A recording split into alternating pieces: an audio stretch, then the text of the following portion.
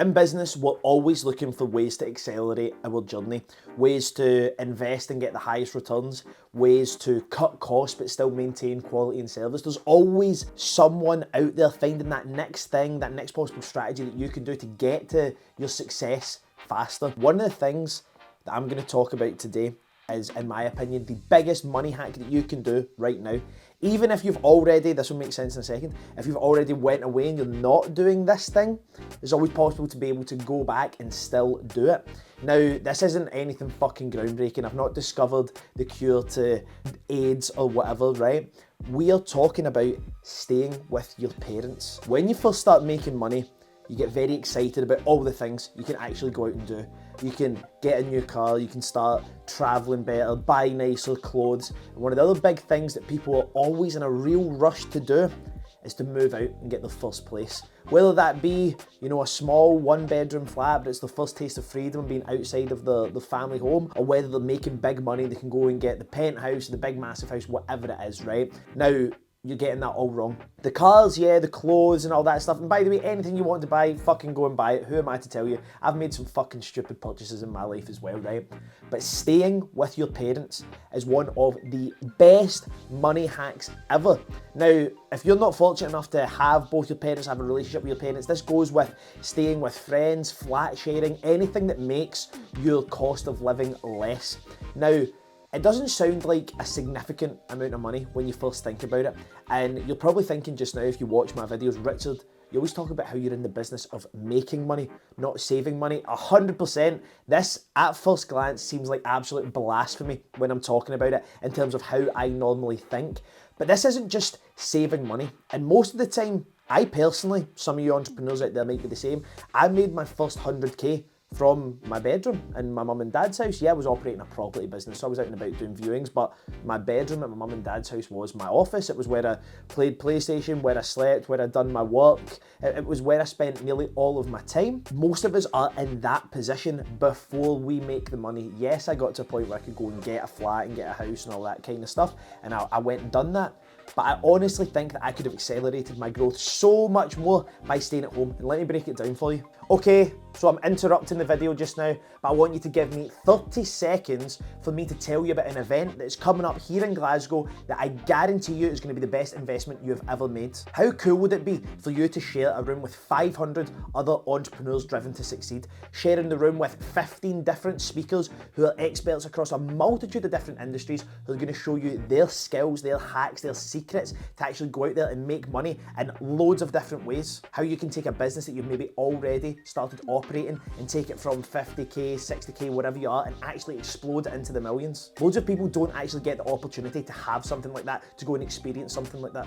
But today, I am giving you the opportunity by offering you a seat at the table at the Scottish Financial Freedom Summit here in Glasgow on the 10th and 11th of June. This is going to be Scotland's biggest ever business event, and I'm so excited and so grateful to be able to actually put this on here in my home city of Glasgow.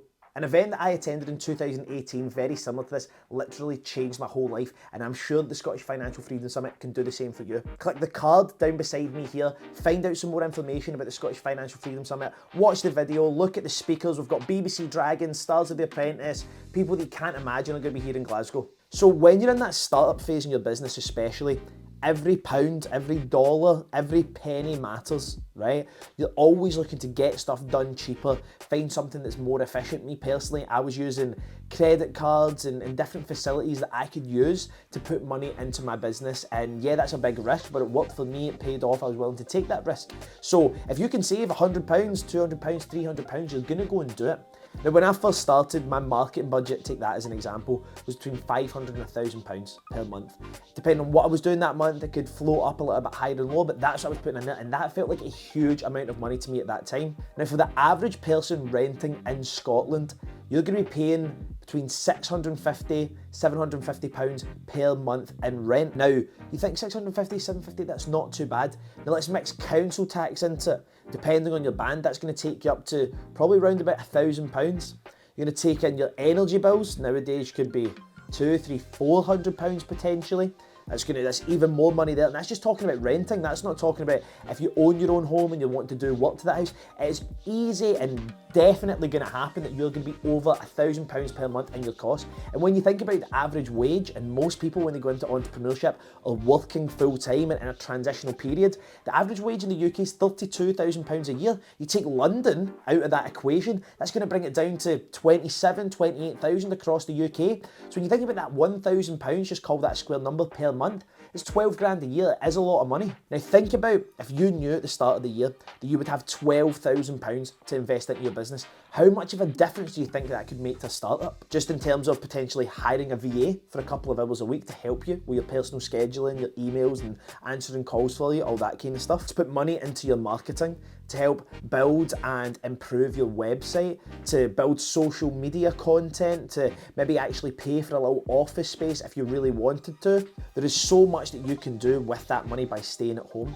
I understand that you're excited, you want to get out there, you want to live your life, you're a young entrepreneur making your way in the world, you want the nice car, you want the nice house, but sometimes delayed gratification can be the best way for you to actually get to that goal faster. When you're in that startup phase, for most entrepreneurs, it's very unlikely that you're starting with 10, 12, 15,000 pounds in your bank to put into your business. It's very much a month-to-month process where you're like, okay, I know that this is coming in on my wages and I can pay for my website. I know the next month I can buy my leaflets and my business cards. I know the next month I can do this, and so on and so forth. So why not make every month more profitable, have more money there to put into your business, so that take a year delay of actually moving out, and instead of moving into a 1-bed flat, which by the way, there's nothing wrong with that. My first house that I moved out into was a 1-bed flat with a joined living room and kitchen. It wasn't anything crazy, it was a normal little flat. But if you have that delay there, you invest that money into yourself, into your business, and increase your profits, you can actually go and get a much nicer flat, a much nicer house,